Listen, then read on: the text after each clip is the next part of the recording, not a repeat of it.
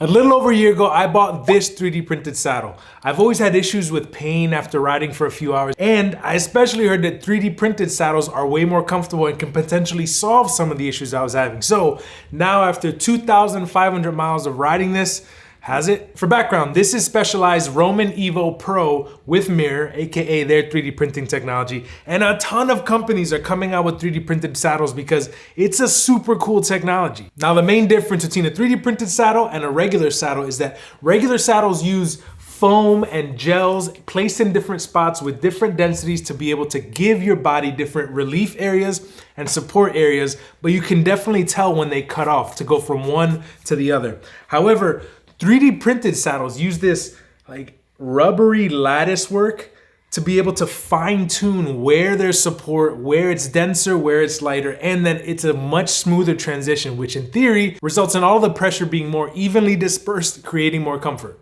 I want to stress though, the main difference between 3D printed saddles and regular saddles is the top layers. The bottoms don't change that much, but I'll touch on that in a bit. To the point I made earlier, I've always had issues with, after long rides, my sit bones specifically hurting a lot. I'll come home, especially from a long gravel ride, and sometimes not even be able to sit on like a regular plush chair because of how bad my sit bones hurt. Then I heard about the technology of this 3D printed stuff and the dispersion of forces and the smoother transitions, and I hoped that this would be my solve. Now in the last year, I've ridden about 5 centuries on this. I've done a bikepacking trip through Utah for 5 days. I rode from Minneapolis all the way up to Canada and done a ton of other gravel and road rides. So I've put this thing through its paces, and to answer the question, is a 3D printed saddle worth it? Short answer, no. But there's more to it than that. I just hate when people ask that question and then, it depends. Of course it depends. But if you just need a simple answer, I'm gonna say no, because the shape of the saddle is way more important than what it's made of.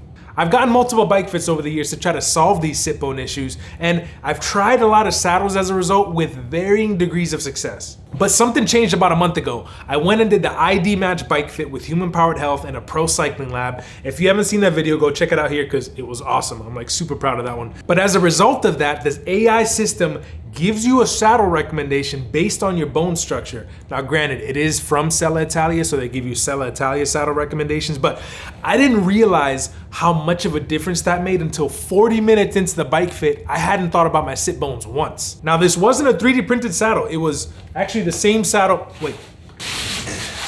It was this same hard looking, thin little saddle that I have on my Canyon. It was just the slightly wider version.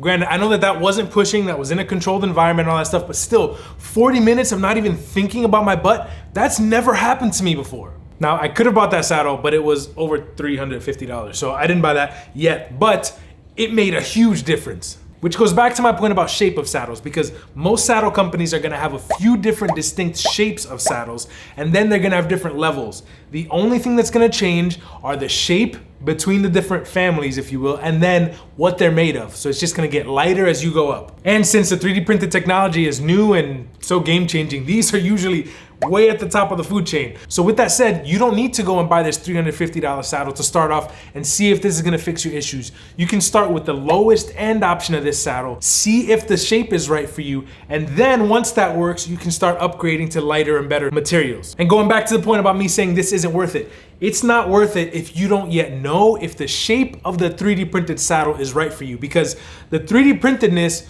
will make a big difference in the softness and how comfortable you'll be. But if the overall shape isn't right for you, this saddle still isn't going to be right for you. On the other hand though, if you already have a saddle shape that fits really well with your body and you feel like you can ride it for hours, then the 3D printed saddle is only gonna make it even more comfortable, allow you to go even longer, and maybe even save some grams. Although I've heard a lot of the 3D printed saddles are actually heavier than the same spec non-3D printed saddle counterparts, but that's neither here nor there. So am I gonna be using 3D printed saddles in the future?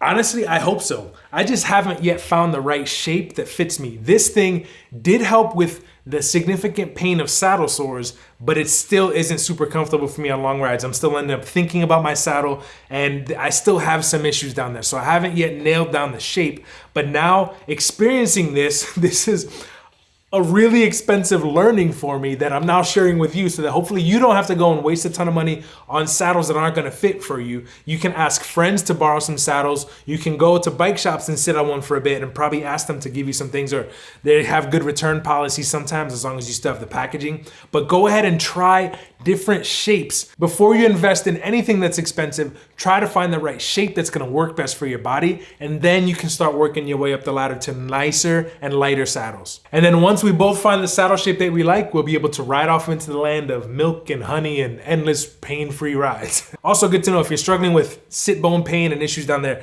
there's this test that some bike fitters have where it's this like pressure mat that they'll put on top of whatever saddle you're trying out.